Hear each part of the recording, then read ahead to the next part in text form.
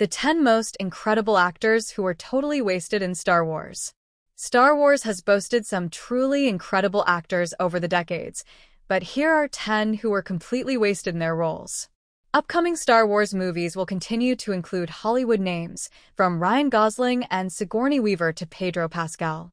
However, when looking back at the Star Wars movie timeline, it is easy to forget some major actors played a part in the galaxy. Be it Star Wars' greatest heroes or its strongest villains, some big actors have been lost in the grandeur of a galaxy far, far away. Some of these actors in question have either gone on to bigger and better things since appearing in Star Wars or were already massive names and simply wasted as a result. Either way, here are 10 performances that Star Wars squandered by amazing actors. To begin with, we have Ahmed Best, primarily known for portraying Jar Jar Binks in the Star Wars prequel trilogy. Best's voice talents are amazing, as evidenced by the now iconic tone of Jar Jar himself. However, the hatred Jar Jar received reflected negatively on Best, too, resulting in both being somewhat sidelined post The Phantom Menace. Best simply deserved more than this. Jar Jar's writing was the fault of George Lucas, not the actor himself. However, the talents Best had as a motion capture performer and voice artist were not reflected in the role he received. Best could have played a deep, complex alien character in Star Wars or even a live-action character, as proven by his limited, equally wasted, yet no less exciting cameo in The Mandalorian as Kelleran Beck.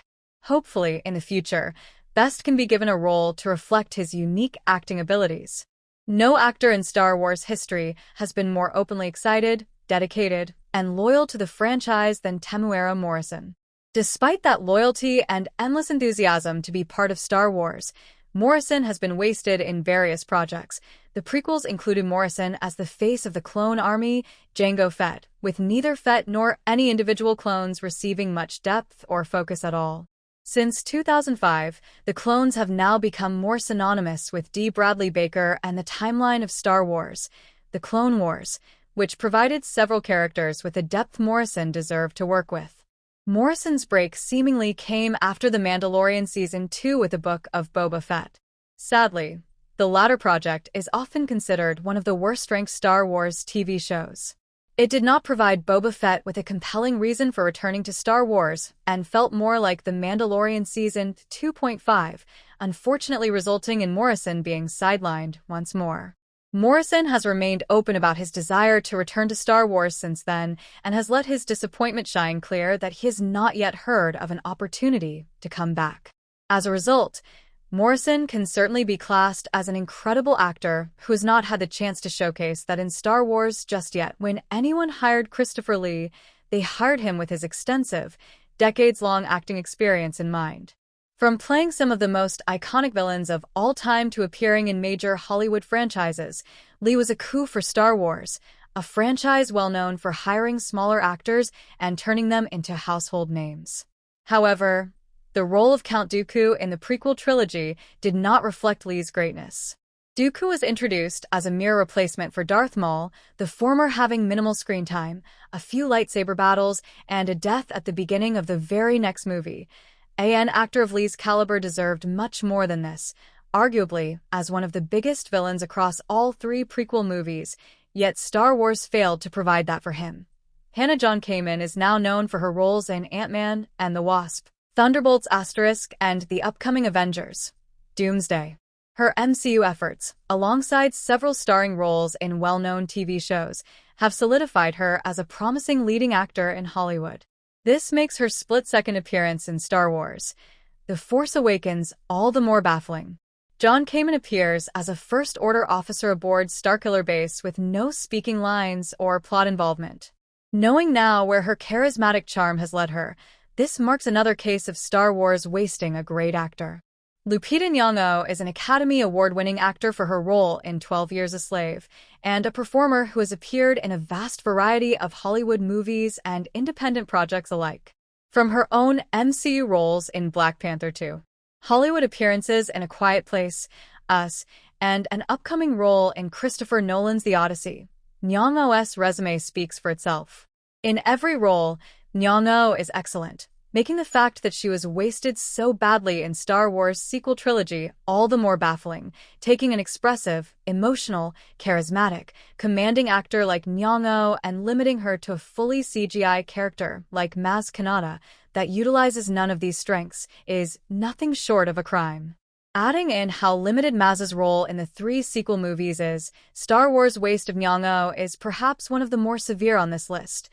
Max von Sydow was known for his extensive work with legendary Swedish director Ingmar Bergman, as well as his vast appearances in several Hollywood productions. As a result, von Sydow's career spanned over 70 years, much like the aforementioned Christopher Lee. As with Lee, though, the role given to von Sydow in Star Wars was underwhelming, to say the least. Von Sydow's appearance as Lor San Tekka in the opening moments of Star Wars The Force Awakens is frustratingly brief before his character is killed. For an actor as revered as von Sydow, this was the epitome of a wasted role. Concerning characters wasted by Star Wars sequel trilogy, von Sydow's Lor San Tekka is just the tip of the iceberg. Gwendoline Christie was also cast in the 3 movies, yet relegated to her role as Captain Phasma.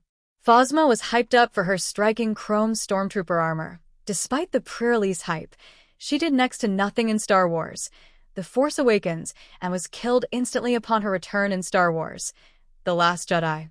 Casting an actor with the charisma, charm, but also domineering presence of Christie as a Star Wars villain was a recipe for greatness. As with the many others on this list, though, Christie's strengths were wasted. Benicio del Toro is another Academy Award-winning actor, known for bringing complex, morally ambiguous characters to life with body language, minimal dialogue, and a brooding intensity.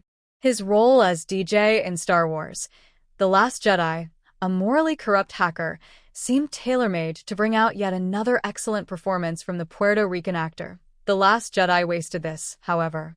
Del Toro was barely used in the movie, with his role being part of a subplot that did not tie back to the overall story the film was telling. This rendered DJ an unmemorable aspect of Star Wars, which alone is a crying shame, given that Del Toro is anything but forgettable in a vast majority of his performances. Jodie Comer rose to prominence thanks to her Emmy-winning performance in Killing Eve. She has since become a more mainstay Hollywood actor, appearing in the likes of Free Guy, The Last Duel, and 28 Years Later. Given her meteoric rise in the last decade, her role in Star Wars The Rise of Skywalker is made much worse. Comer appeared as Rey Skywalker's mother in a few small flashback scenes. As such a big actor now, Star Wars should have utilized Comer better. Having Comer, who is so great at letting emotion drive her work, play a grieving mother who has to leave her child behind in a bigger role seems like an excellent idea. Sadly, Star Wars wasted this potential. Overall, Star Wars The Rise of Skywalker made several controversial decisions. Alongside wasting Comer, wasting Richard E. Grant was another.